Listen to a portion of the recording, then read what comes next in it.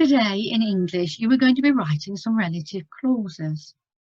A relative clause gives extra information to a sentence, to a noun sentence. So I've got my sentence there. I am going to pop in a relative clause, and we need a comma either side, and it's extra information that's connected to that sentence. So if you listen, see if you can spot my relative clause. So we've got who. Mr. Tumble, who was very short, was very kind. Lucy, whose hands were cold, put on her gloves. Edmund, when angry, ate Turkish delight. The room where the children played was very dusty. The wardrobe that was very old was in the corner of the room. The lamppost, which was very bright, was in the middle of the woods. So all of those pronouns give extra information. They introduce the information. The ones in blue, we usually use those with objects rather than people. The green ones go really nice to help describe, add extra information about a person. So let's have a look then. I have got a very simple sentence here. A dragon towered over me. Simple sentence, quite good. It's got a capital letter, ends with a full stop. Let's have a look then if we could add in with. So I'm going to make that into a relative clause sentence. Let's have a look. The dragon with two heads towered over me.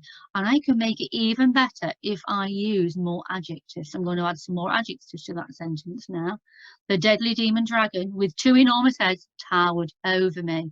And I've even got my alliteration there for the deadly demon dragon. I could have also used who in the same context. Let's have a look how that works. That's an normal sentence. The dragon towered over me.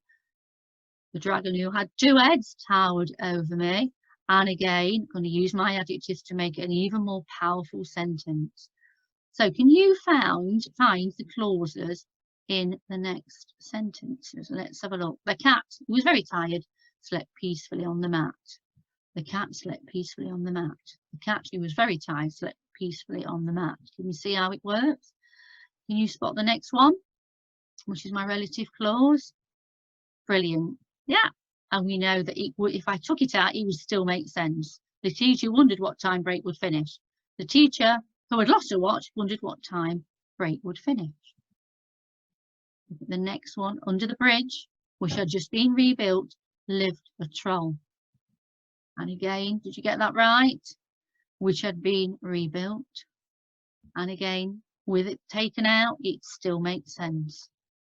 Last one, Mrs. Holmes, whose hair was turning grey, went to the hairdressers.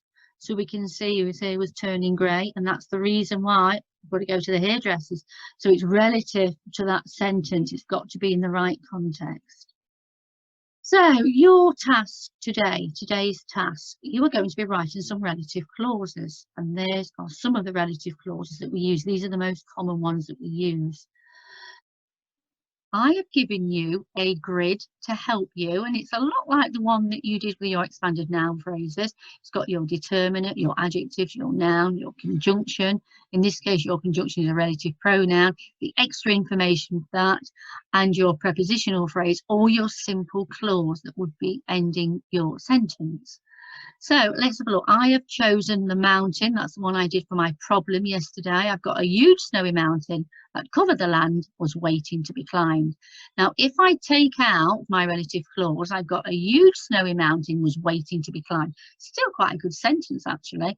So there's my huge snowy mountain waiting to be climbed. But once I said that covered the land, it gives that more information to say that it covered the land, it must be even bigger. Let's have a look what I've done for the dragon. I put the enormous dragon with red fiery eyes towered over me. So if I took out my relative clause, I've got the enormous dragon towered over me. But with it in, it does make that dragon sound even more fierce.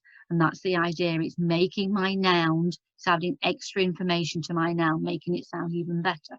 So your job is to write your own. You can use this grid. And I've also want you to do a little bit of an extra challenge today. Yeah? Oh, do you think you know what it is?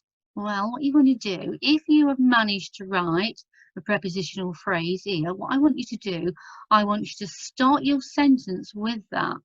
So then it will turn into an adverbial phrase. I'll show you what I mean.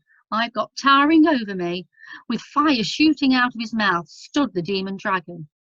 So now I am starting with towering over me instead of the dragon. Yeah, because we know, don't we, that when we're doing our writing, it's really, really important that we don't keep repeating those sentences. We don't want all the way through. It sounds boring. Once you start using these, we're going into that really high level writing. So have a go. You have a go and see how you go on. What I'd like you to do, if you manage any of those, please send them to your teacher. We love looking at your work. It makes it so much worthwhile. It's really frustrating not being able to watch over you while you're doing it, and it's very frustrating for us teachers.